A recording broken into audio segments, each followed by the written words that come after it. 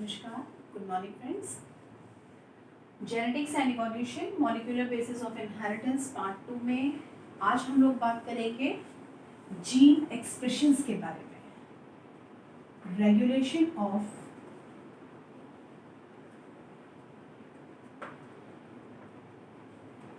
Gene expression.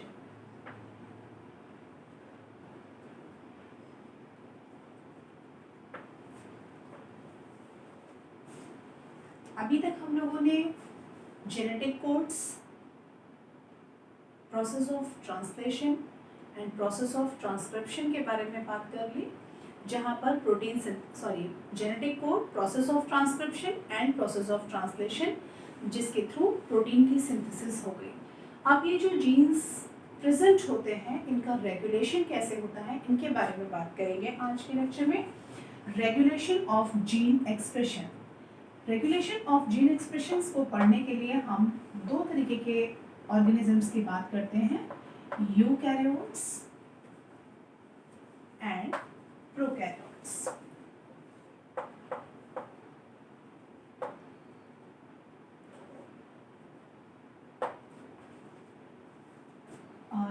Regulation of gene expression के बारे में हमको फर्स्ट टाइम जेकब एंड मोनैड ने बताया था। जेकब एंड मोनैड ने बताया था। तो यूकैरियोट्स में जो ये जीन एक्सप्रेशंस का रेगुलेशन होता है, ये कई सारे मल्टीपल रीजन से होता है, मल्टीपल जगहों पर हो सकता है। वो कौन कौन सी जगह होती हैं? सबसे पहला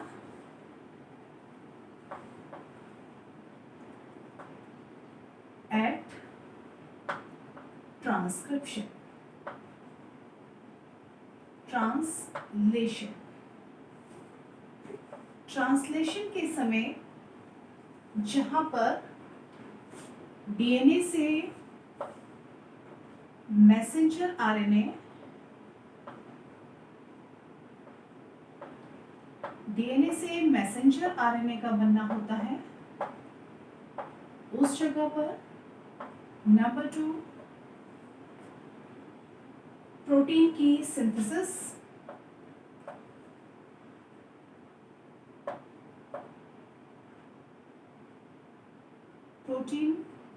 प्रोसेसिंग के समय इसके प्रोसेसिंग मीन्स जब मैसेंजर आरएनए बना तो जो डीएनए के जो सेगमेंट्स होते हैं, ये एक्सॉन्स और इंट्रॉन्स में डिवाइड हो जाते हैं। उस समय पर मीन्स स्प्लाइसिंग के समय रेगुलेशन हो सकता है। नेक्स्ट, ये during protein synthesis,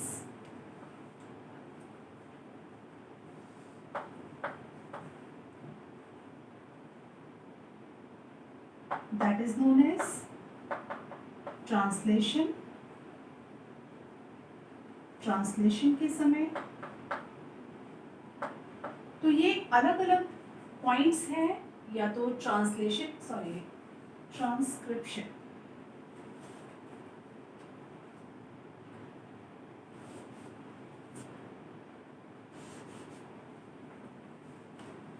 transcription at the time of transcription, जहां पर डीएनए से मैसेंजर आरएनए बनता है, तो यहाँ पर एक प्राइमरी ट्रांसक्रिप्ट बनती है, जिसको एचएन आरएनए कहते हैं।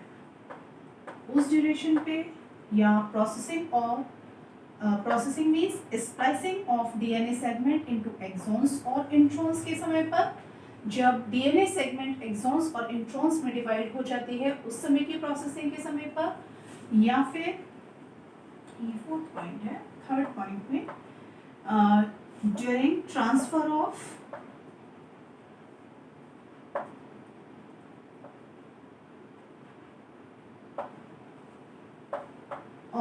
मैसेंजर आरएनए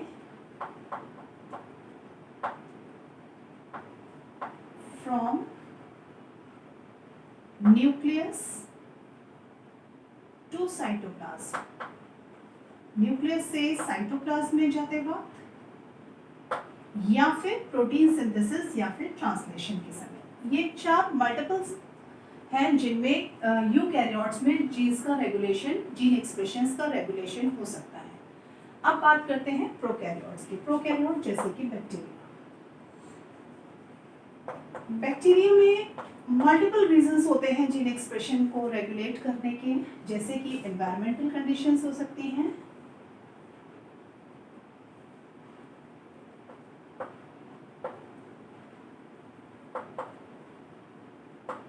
बहुत सारे फैक्टर्स हो सकते हैं, या एक खास रीजन होता है gene presence of various types of genes, presence and regulation of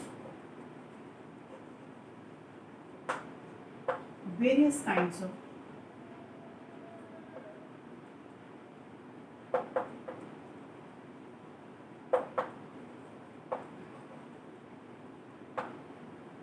जैसे इनहिबिटरी जीन,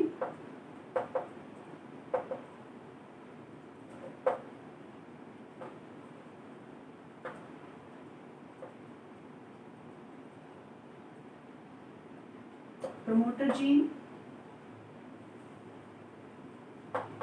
etc.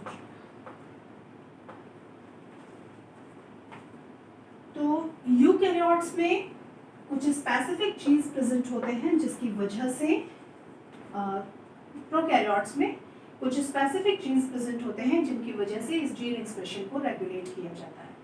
इसका एग्जाम्पल जीन एक्सप्रेशन जो होता है ये 2 तरीके का होता है, या बैक्टीरियाज की अगर हम बात करें, प्रोकैरियोट्स की बात करें, तो प्रोकैरियोट्स में एक सेगमेंट बन जाती है,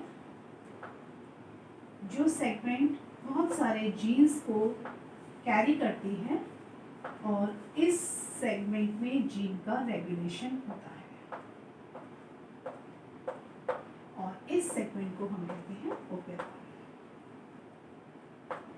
तो operon basically a segment of DNA है जिसमें बहुत सारे जीन्स प्रेजेंट हैं, और जो जीन्स ट्रांसक्रिप्शन और ट्रांसलेशन को प्रोहिबिट कर सकते हैं और रेगुलेट कर सकते हैं, इंड्यूस कर सकते हैं। तो ये ऑपरेंट जो होते हैं ये 2 तरीके के हो सकते हैं। पहला inducible operon, and number 2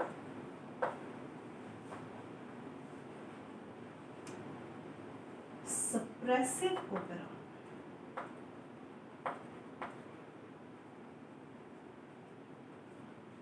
inducible operon में मैक्सिमम केसेस में जो ओपेरॉन होता है ये ऑफ मोड पर होता है। Normally operon is in off mode, लेकिन it can be turn on.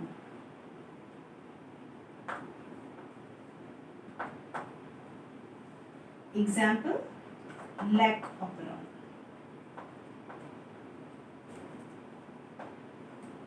Suppressive operon में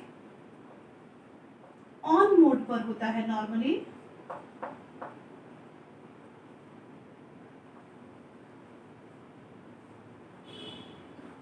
और it turns to be off mode में हो सकता है, और इसका एग्जाम्पल है ट्रिप्टोफैन ओपेरॉन। अब बात करते हैं पहले इंड्यूसिबल ओपेरॉन की, दैट इज लैक ओपेरॉन। अब बात करते हैं लैक ओपेरॉन मॉडल की। बेसिकली प्रोकैरियोट्स या एग्जाम्पल ले लीजिए, बैक्टीरियाज में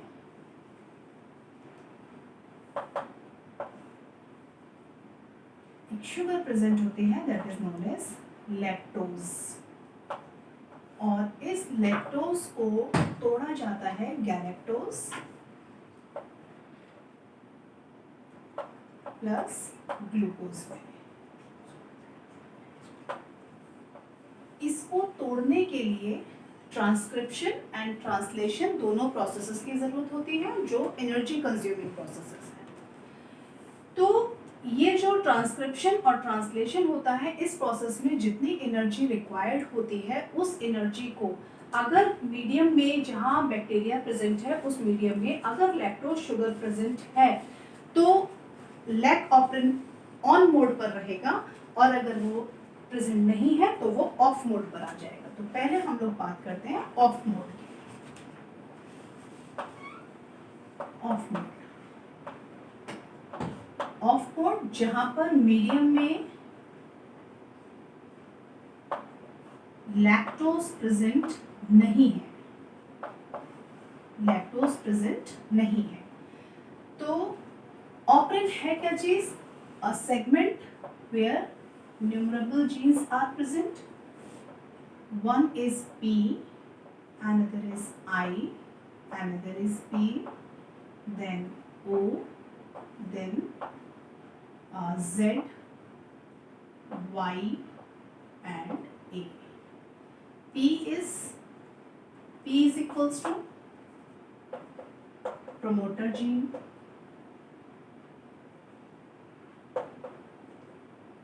I is equals to inhibitor gene,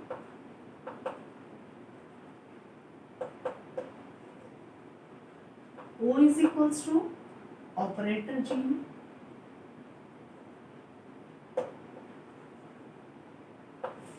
and these three are structural genes Z, Y and A.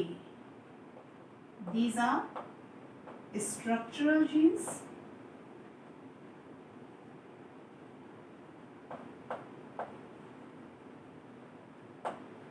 और Z is responsible for synthesis of beta galactosidase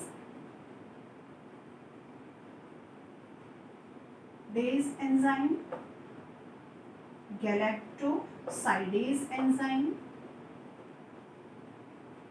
Y is responsible for primase enzyme, synthesis of primase enzyme, and A is responsible for acetylase enzyme. अब इस segment पर जहां जहां promoter gene present है वहां पर RNA polymerase enzyme काम करेगा। आरएनए पॉलीमरेज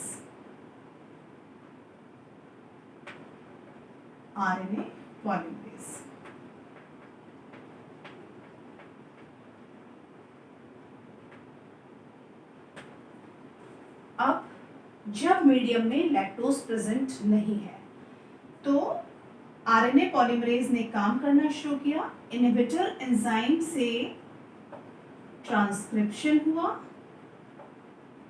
इनहिबिटर जीन ने ट्रांसक्रिप्शन किया,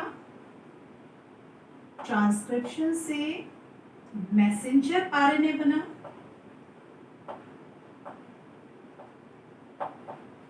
मैसेंजर आरएनए ने ट्रांसलेशन किया और ट्रांसलेशन के बाद एक प्रोटीन की सिंथेसिस हुई। प्रोटीन, अब ये जो प्रोटीन ये बना था ये इनहिबिटरी प्रोटीन था।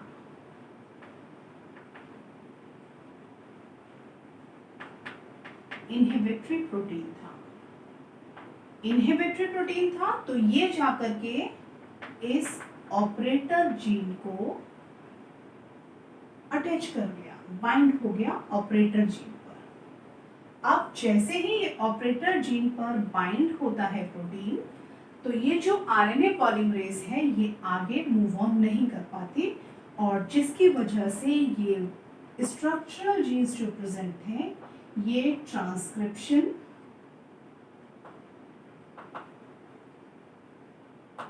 एंड ट्रांसलेशन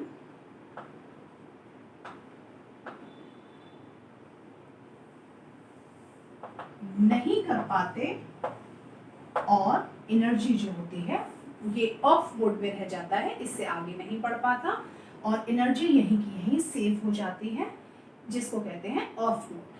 अब बात करते हैं ऑन मोड की। ऑन मोड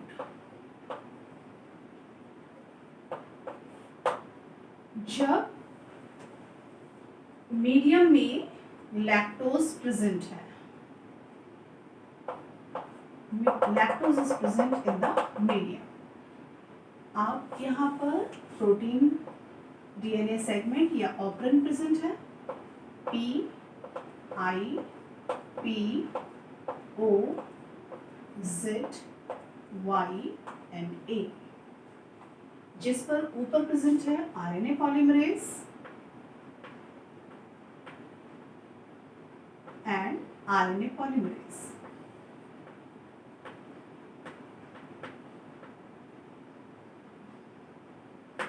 अब ये लैक्टोज जैसे ही मेम्ब्रेन के अंदर पहुंचता है, इस लैक्टोज को अंदर पहुंचाने के लिए एक एंजाइम रिस्पॉन्सिबल होता है, दैट इज प्रीमेज, और ये प्रीमेज एंजाइम ऑलरेडी साइटोप्लाज्म में प्रेजेंट है, जो हेल्प कर रहा है लैक्टोज को अंदर ले जाने की। और अंदर जाते ही ये लैक्टोज की फॉर्म को चेंज करके एल्लो लैक्टोज में कन्वर्ट हो जाती है, एल्लो लैक्टेज में कन्वर्ट हो जाती है। ये जो एल्लो लैक्टेज है ये बहुत नोन फॉर्म हो जाती है। आप यहाँ पर इनहिबिटरी एंजाइम जीन ने ट्रांसक्रिप्शन किया, ट्रांसक्रिप्शन के बाद मैसेंजर आरएनए बना,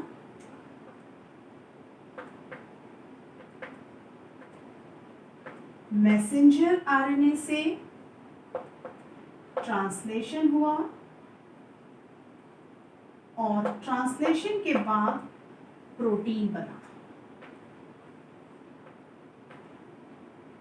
ये वो प्रोटीन था, वो इनहिबिटरी प्रोटीन था जो ऑपरेटर जीन पर जाकर के अटैच हो जाता है ऑफ मोड में। लेकिन ये जो प्रोटीन था इसका जब तक एल्लो लैक्टेज नहीं प्रेजेंट थी, इसको इससे अफेक्शन था ऑपरेटर जीन से, लेकिन एल्लो लैक्टेज की प्रेजेंस में ये ऑपरेटर जीन को छोड़ देता है और जाकर के अटैच हो जाता है एल्लो लैक्टेज के ऊपर। अब यहाँ पर कोई हिंड्रेंस नहीं रहे और आरएनए पॉलीमरेज आगे मूव ऑन करता जाता है, जिससे स्ट्रक्चरल जीन्स जो प्रेजेंट थे वो ट्रांसक्रिप्शन के थ्रू मैसेंजर आरएनए बना लेते हैं,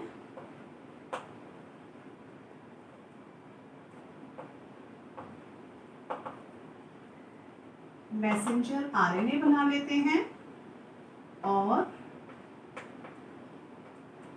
मैसेंजर आरएनए ट्रांसक्राइब्ड हो जाता है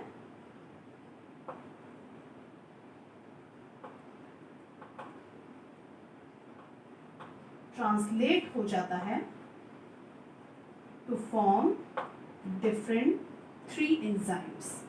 कौन कौन से एंजाइम्स थे? Number 1 beta galactosidase,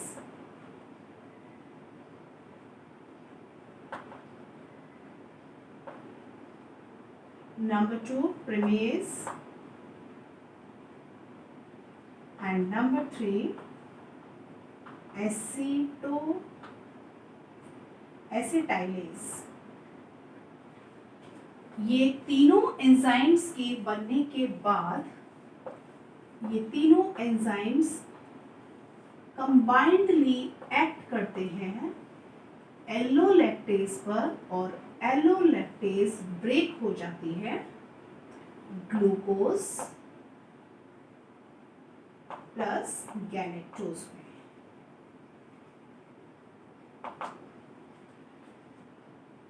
glucose plus galactose में, और जिसकी वजह से लैक्टोज का ब्रेकडाउन हो जाता है and lots of amount of energy is consumed, और यहाँ पर ज्यादा अमाउंट की एनर्जी कंज्यूम हो जाती है इस पूरे स्ट्रक्चरल चेन से इन तीनों एंजाइम्स के बनने पर, और ये एंजाइम से एलोलैक्टेज का ब्रेकडाउन होने पर ग्लूकोज और गैलेक्टोज के बनने तक।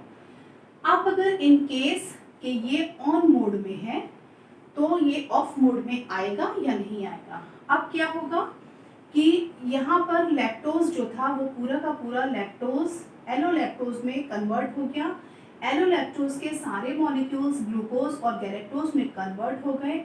जैसे ही ये सारे के सारा एलोलैक्टेज यहाँ कंज्यूम हो जाएगा, ब्रेकडाउन हो जाएगा ग्लूकोज और गैलेक्टोज में, तो ये जो प्रोटीन है ये यहाँ से रिमूव होकर के दोबारा स्विच ऑन कर जाएगा, दोबारा चला जाएगा इस ऑपरेटर जीन के पास, और ऑपरेटर जीन को अटैच करते ही बाइंड होते ही दोबारा से स्ट्रक्चरल जीन्स की सिंथेसिस जो होगी या ट्रांसक्रिप्शन का प्रोसेस जो होगा वो वहीं के वहीं रुक जाएगा, और उसके बाद वापस से ये ऑफ मोड में आ जाएगा।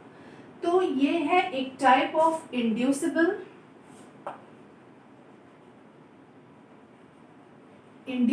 ऑपरेरॉन जो प्रोकैरियोट्स में पाया जाता है। प्रोकैरियोट्स का सबसे कॉमन एग्जांपल बैक्टीरिया। बैक्टीरिया में दो तरीके के मोड हमने स्टडी कर लिए, एक ऑफ मोड और एक ऑन मोड, जहां पर आरएनए पॉलीमरेज एंजाइम प्रेजेंट होता है प्रमोटर जीन के ऊपर, और इनहिबिटरी जीन जो होता है ये ट्रांसक्रिप्शन करके मैसेंजर आरएनए बनाता है। मैसेंजर आरएनए ट्रांसलेशन के बाद एक प्रोटीन बनाते हैं जो एक इनहिबिटरी प्रोटीन होती है। इनहिबिशन का काम होता है रोकने का। तो ये इनहिबिटरी प्रोटीन जाकर के ऑपरेटर जीन पर अटैच हो जाती है, बाइंड हो जाती है, जिसकी वजह से स्ट्रक्चरल जीन्स जो होते हैं वो अपना काम नहीं कर पाते, और ट्रांसलेशन और ट्रांसक्रिप्शन दोनों प्रोसेस रुक जाते हैं। इसके जस्ट ऑपोजिट अगर मीडियम में लैक्टोज प्रेजेंट होता है तो प्रीमियस एंजाइम की हेल्प से ये साइटोप्लाज्म से न्यूक्लियस के अंदर पहुंच जाता है।